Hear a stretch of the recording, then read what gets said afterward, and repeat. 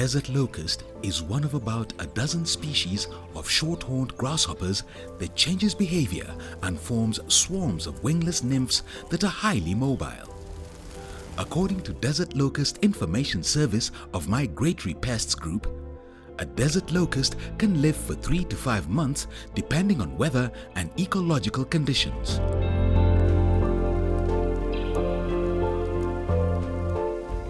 When locust's plague first hit southern Arabia in 1967, it was instigated by a cyclone in late 1966 that brought heavy rain in early 1967. The swarms formed and migrated to Iran, the southern coast of Yemen, and northern Somalia. A typical swarm can be made up of 150 million locusts per square kilometer and can fly in the direction of the prevailing wind up to 150 kilometers in a day, covering hundreds of miles. The swarm is already threatening people's livelihoods, food security, the environment, and economic development in the country. This time, what happened with desert locust is there is always this area in the southern Arabian Peninsula which is called the empty quarter. Now, for the year 2018, this area was hit by almost 2 cyclones successively. So this was creating moisture in the desert place and it was creating pasture in the desert place. So you see moisture for hatchlings, pasture, large pasture for their feeding. So because this area is empty, because it's so remote, not very many activities go on there, so it's so difficult to detect what is there. The locust bred, and there was the first generation undetected, second generation undetected. And that's why we had millions of locusts now moving from that area and starting now to invade other countries downwards to Yemen. And when they reach Yemen, the issues of conflict in that country, so no much attention was paid to what was going on in the field. So they again were able to breed there, multiply in millions, and now started flying across the Red Sea, and some found themselves in Ethiopia, and some found themselves in Somalia. This is how we were invaded in December 2019.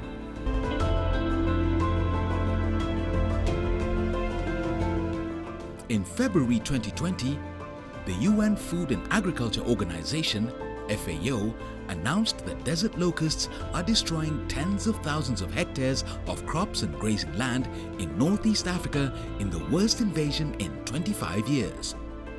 The UN warns that a dangerous situation is now facing the region.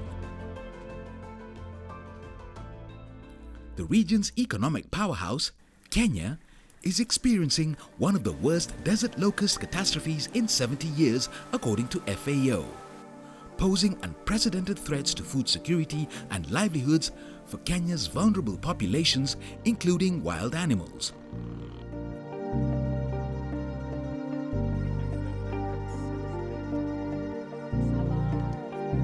Titoya Mirshigan is a traditional Samburu woman. She says the locust invasion has had a great impact both on humans and their livestock, with pastures depleting at a very high rate and the livestock market already closed due to the COVID-19 scare. Her pastoral community entirely depends on livestock.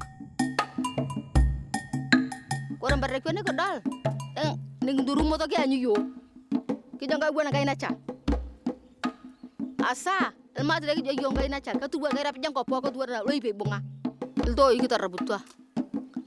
Bili-bili, bapak tini, itu cara gini. Bapak ni kita ngacin, bapak ni kita ngacin nama yang barin, ngatuku ngacin ni. Lapa patung barin tadi akan junus. Tokana, iya dekat ngolo lah barin. Hanya mutu kalau barin ni, tanya mutu ngacin ni, ngemate. Urus kita ngajipi, tamat tu tol mengajipi. Hatta ngamana tak kuat. A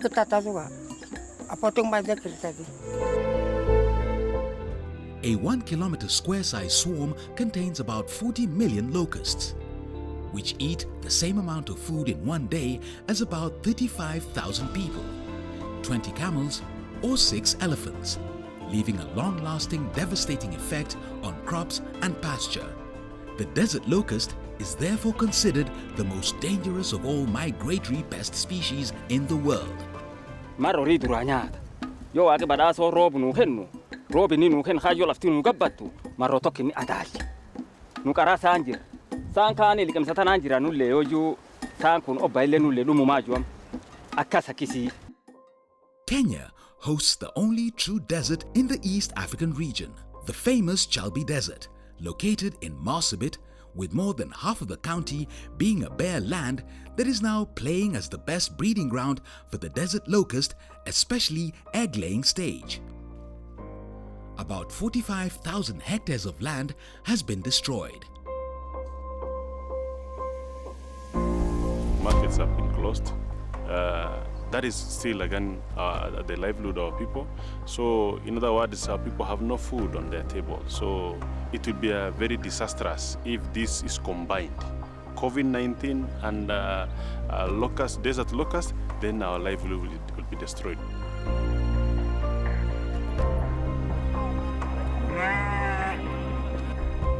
Ado Isako is a livestock keeper.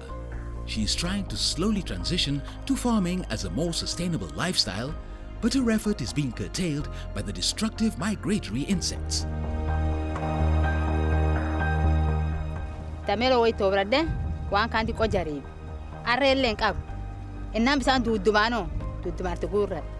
Unakano Jansin Batty Kotoka can change it to Yanadura Bar. Ojano Basale Nifa Dumanumta. Itum Davis. Yo anjed anum drauba. Akana karang halem gudona de bujit.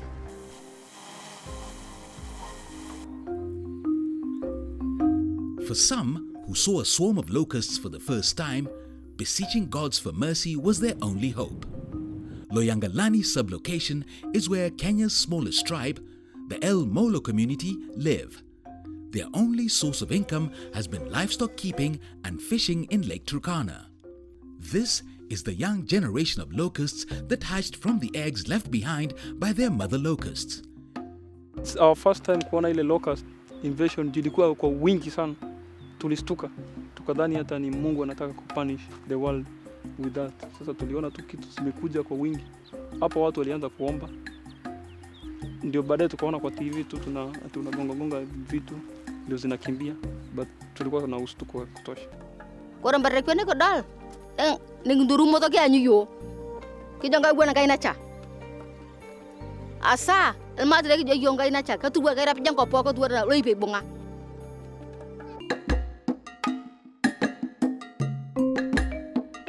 According to the National Disaster Management Authority, NDMA, destruction of crops, pasture and fodder could potentially lead to displacement and conflicts as communities seek alternative food and feed for their livestock.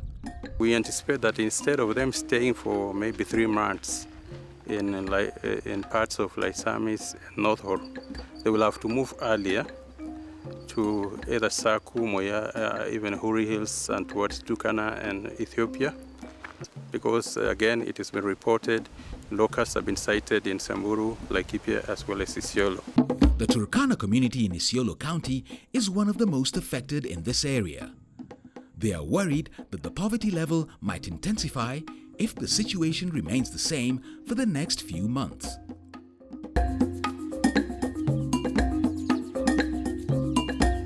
The short rainy season from February to May this year was the perfect time for farmers across the country to plant their seeds in the soil with the hope of a bumper harvest in June before their hopes were dashed.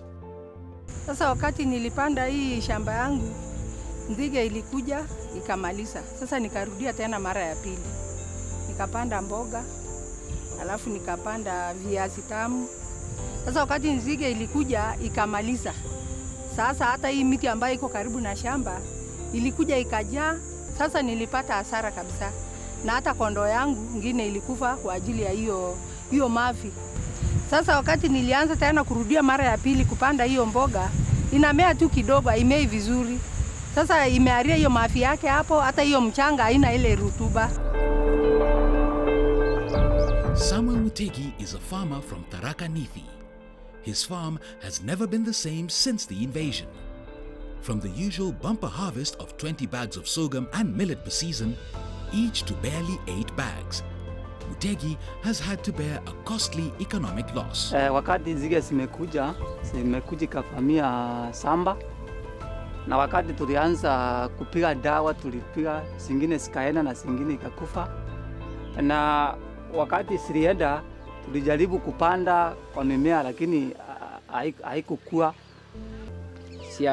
Siajire siaithira werea irio tatiga bibire kwendio bia biare mbere siaithira wa nkinya ntako ketha kwa aria bierwa siaria kabisa biathira mwanka go atwikika na ndena ya mondo uyu mbega ngeketha gintungune ta 25 ria gwikuru bwega nuntu weke mwana wa kiuma kinya nkunia inya arafu ikoya siarire kabisa no tiento ndona. Governments and stakeholders who have not been confronted with such huge invasions for at least a quarter of a century have had to scramble for pesticides, protective clothes, fumigators and aircrafts, among other technologies, to fly above the locust swarms in an effort to spray them dead. The use of pesticide has, however, had a deadly effect on the environment, endangering the livelihood of the most vulnerable beings, including wild animals and bees. Laikipia County is bordered by 3 drought-prone counties of Baringo, Isiolo and Samburu. The county has always been on the receiving end of disasters that befell its neighbors. Desert locust invasion might just be one of those disasters yet again. Sometimes we get advantaged, very true, because we get a bit more rain than the neighboring counties. And when the worst come to the worst, the neighboring counties get affected, we also get affected. The impact will be devastating because now whatever little that is there in terms of water, in terms of pasture, will be scrambled upon by everybody. There will be inter-county conflict. There will be also wildlife human conflict and all these kind of things. The environmental, aerial and satellite imageries of the impact of desert locust in various affected counties appears distressing. Birds who are following locust, when they feed on the locust, the dead locust, they actually affected, and to some extent they die. Here there was no spreading of the locust, but it was done in Isiolo and some parts of Samburu East. But the effect itself, the infected locust came to a rangeland, and that's how we got actually the infection of the pesticide that were being spread to the locust. Singira tulikuwa na impact negatively, imekuwa impacted negatively kwa sababu kulikuwa na hiyo pollution, air pollution. Kulikuwa pia na ile sound pollution kwa sababu ya ile kelele ya ndege. As a result of that, kuna wanyama ambao walikuwa wanyama pori ambao they were forced to get out of those areas to a safer environment kwa sababu ya kelele. Farming counties like Meru and Tharaka Nithi have had the challenge of spraying locusts for fear of contamination, hence severe infestation of crops. The outbreak of the desert locust in Meru County caused us care because most of our crops at the first invasion were at the green productive stage, and we actually really fearing what would happen because one thing for the desert locust, it moves in terms of swarms, and the swarms are in millions. The spraying has also had a severe impact on livestock. Sasa unakuta venye simeenda, unakuta simeanza kama ni ng'ombe, simeanza kutoa njaa nini, kama ni mbuzi, simeanza kutoa nini hiyo mimba, zinaanza kukufa, na hatujui kwa nini. Sisi ni watu wa kufuga nyuki, so unakuta hiyo wakati zenye nini locust zimekuja, so unakuta ilikuwa season ya hiyo tuseme nyuki, miti zilikuwa zinatoa matawi, so unakuta hizo locusts zimekula hizo matawi, zimeangusha, so unakuta hata hiyo season hakuna asali. Different communities reacted differently to the intimidating arrival of desert locusts in Kenya. Some were terrified, others fascinated to see the outbreak, while the majority were confused on how to react to the frustrating insects. 73-year-old Nicholas Echuman was only a young boy when he first saw a locust invasion in his motherland.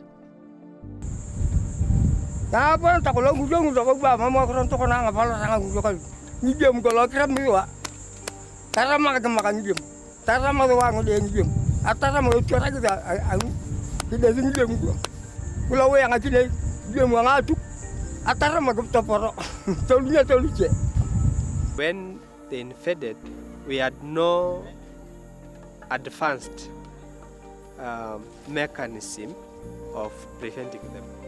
So we had to scream, we had to ride bikes, hooting, we had to beat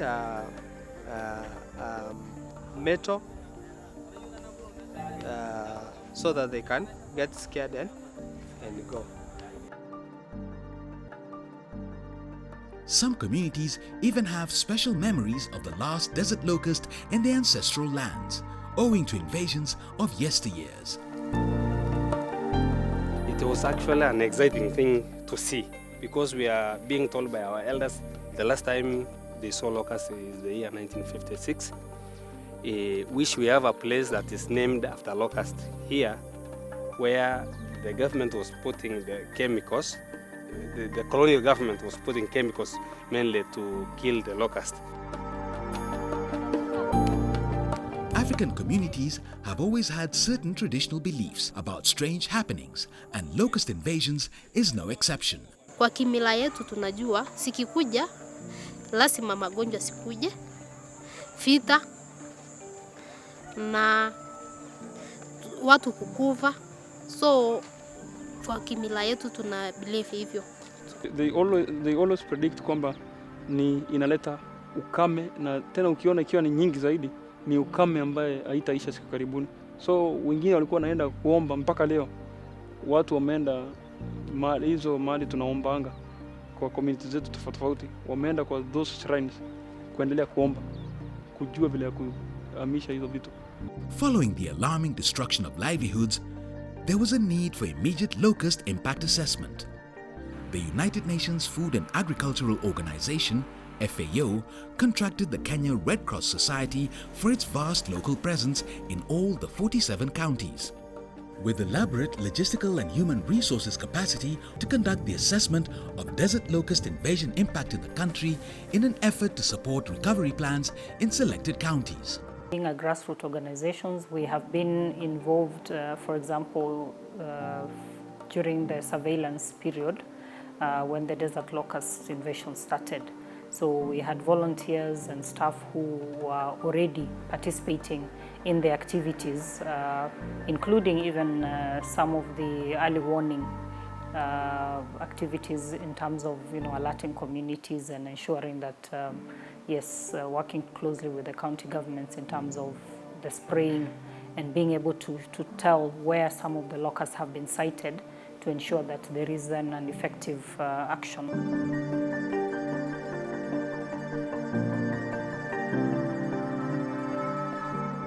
The objective of the assessment will help government and stakeholders in contributing to the resilience of livelihoods to threats and crisis. We have realized and appreciated that the use of tech can make our work a lot more effective and efficient in the way that we make decisions and the information that we're providing partners and government, and also in the actions that we do. So we, for this assessment, because it was in a short time frame and the data was needed immediately to be able to develop recovery plans, we felt it was really important to incorporate the use of tech that would give us accurate information, timely information, and information that could be used for decision making. At least 16 counties, namely Mandera, Garissa, Wajir, Marsabit, Isiolo, Samburu, Kitui, Machakos, Tana River, Tharaka Nithi, Meru, Embu, Kirinyaga, Laikipia, Baringo and Turkana have experienced locust invasion, with some of the counties like Samburu reporting at least 14 swarms, with many others having repeat invasions in the last 3 months.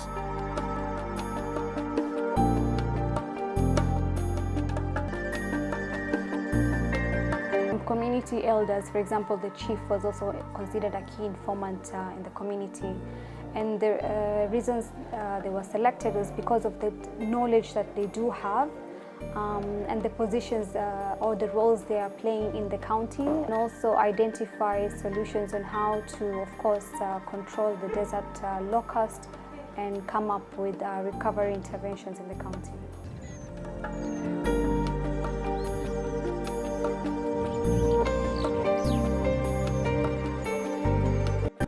The 16 affected counties have already embarked on preparedness, response and recovery plans that are county-specific livelihood interventions aimed at developing inclusive short and medium-term monitoring, preparedness and response planned to mitigate future desert locust occurrences.